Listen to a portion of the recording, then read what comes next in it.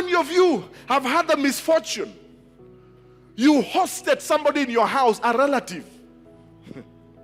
You fed them, sheltered them, gave them bus fare until they found a job. Now they found a job. Now they're driving a car and they're talking badly about you. Come on, am I talking to some Kenyans around here? And how does it make you feel? Come on, bad is an understatement. How many of you felt a murderous spirit? Think, how could they? You ate my food, lived in my house. You ungrateful. We will not say things here on the pulpit. But how many of you, anybody ever felt like that? They forgot. You can do stuff for people. You can give people money. You can do favors for people. But I want you to forget, child of God. People will forget, but I've discovered, you know why they forget? God makes them forget. So that when the miracle comes, nobody will say that, and if it was not for me, come on, in this house, anybody in this house, so that when the blessing comes, nobody will take credit for your miracle. Nobody will take credit for your breakthrough. Nobody will take credit for that job that you got. Nobody will take credit. You will stand before people and say, this is the Lord's doing, and it is marvelous in my eyes. For Joseph, they forgot him. But Joseph kept on going on. Can I tell somebody in this house, while you're waiting, keep going on. Keep walking with your head up high. You may have lost your reputation, but keep walking with your head up high, because your time is coming. They forgot you. They pushed you to the back burner. They said things about you, created stories about you. They thought you will never come out. I'm here to announce this Sunday morning. I'm announcing to somebody in this house, that place you are in is not permanent.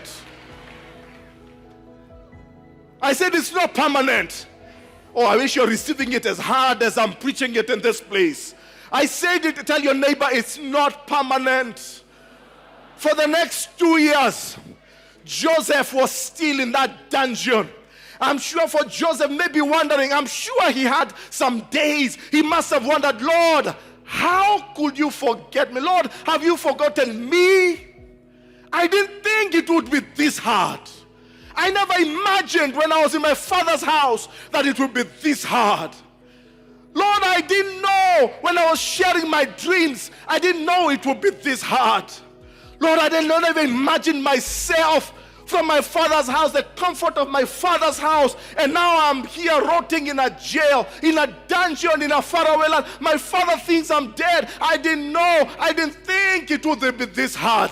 Do I have people who are crying in this place saying, Lord, I didn't think it would be this?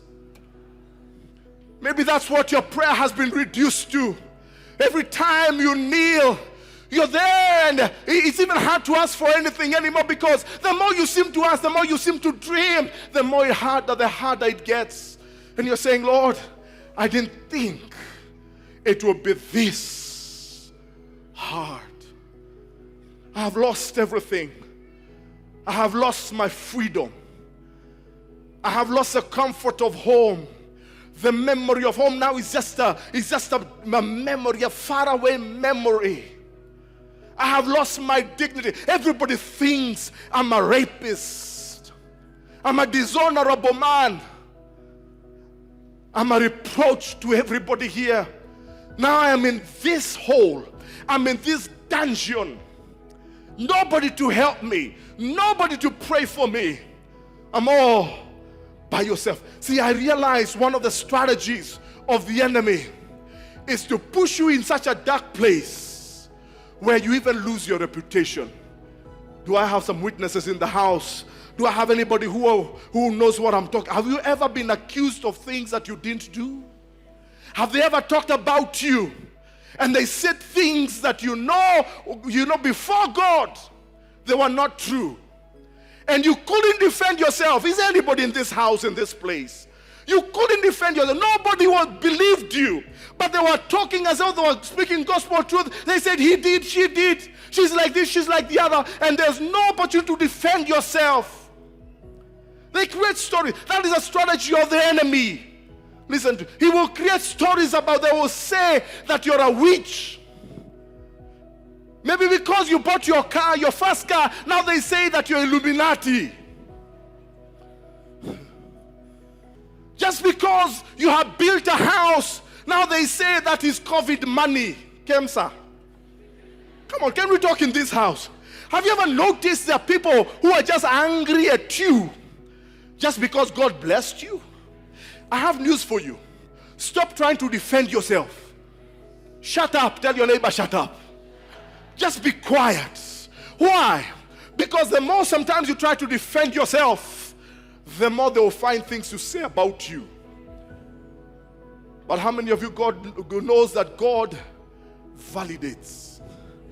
God is our defender. God will defend you when you're defenseless. So one day, Joseph in that dungeon, probably maybe he has lost hope. Maybe he's feeling so down, so depressed. 2 years down the line, and the people that he helped are now prospering. Somehow, the king, Pharaoh, has a dream. Let me tell you, God knows how to set people up. He gives Pharaoh a dream, and nobody in the whole country can interpret that dream. And then the cupbearer conveniently remembers. Come on, people. You've got to see God's hand in this. Because God will cause some people, even your enemies, to conveniently remember your name.